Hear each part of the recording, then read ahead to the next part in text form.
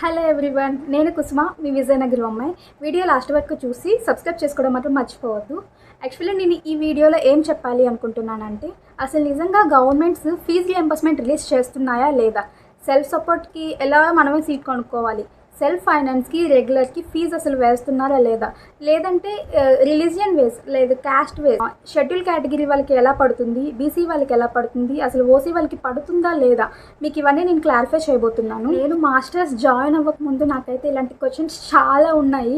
అసలు నిజంగా ఇది కరెక్ట్ స్టెప్పా కాదా, మాస్టర్స్ ఇలా యూనివర్సిటీలో చేయడం బెస్టా లేదంటే అఫిలియేటెడ్ కాలేజెస్లో చదవడం బెస్టా, ఇలాంటి కన్ఫ్యూజన్స్ అయితే నాకు చాలా ఉన్నాయి. ఇలాంటి కన్ఫ్యూజన్స్ మీకు ఏం లేకుండా నేను క్లారిఫై చేయాలనుకుంటున్నాను. Middle class people fees reimburse మీదే డిపెండ్ అయ్యి చదువుతూ ఉంటారు. వాళ్ళకి నిజంగా అసలు ఈ ఫీజు రియంబర్స్మెంట్ మీద చాలా ఆలోచనే ఉంటుంది అనమాట. పడుతుందా లేదా, లేదంటే మధ్యలోనే నేను స్ట్రక్ అయిపోతానా, ఏంటి ఫార్వర్డ్ అవ్వాలా బ్యాక్వర్డ్ స్టెప్ అయ్యేలా ఆలోచనలో ఉంటారు.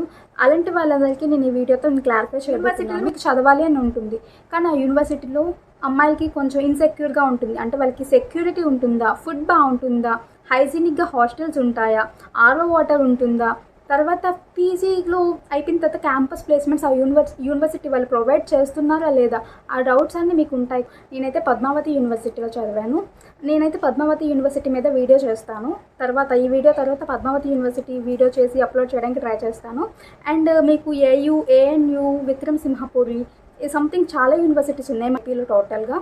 మీకు ఏమైనా డౌట్స్ ఉన్నాయంటే కింద కమెంట్ చేయండి. మీకు ఏ యూనివర్సిటీ మీద ఏమైనా డౌట్ ఉంటే కింద కమెంట్ చేస్తే నేను ఆ యూనివర్సిటీ మీద మీకు వీడియో చేసి నేను పెడతాను. మన ఏపీ యూనివర్సిటీస్లో ఏ యూనివర్సిటీలో ఏ కోర్స్ బాగుంటుందో అండ్ ఆ కోర్సెస్ కంప్లీట్ అయ్యాక మీకు క్యాంపస్ ప్లేస్మెంట్స్ అసలు వస్తాయా లేదా, యూనివర్సిటీ వాళ్ళు ప్రొవైడ్ చేస్తారా లేదా, అసలు యూనివర్సిటీలో చదివి పాస్డ్ అవుట్ అయ్యి వాళ్ళకి ఎలా వాల్యూ ఉంటుంది, లేదా యూనివర్సిటీ అఫిలియేటెడ్ కాలేజెస్లో చదివిన వాళ్ళకి ఎలా ఉంటుంది, వీళ్ళు ఎక్కడ పీజీ చేసినా ఎక్కడ బీటెక్ చేసినా ఇద్దరికి ఒకే వాల్యూనా కాదా.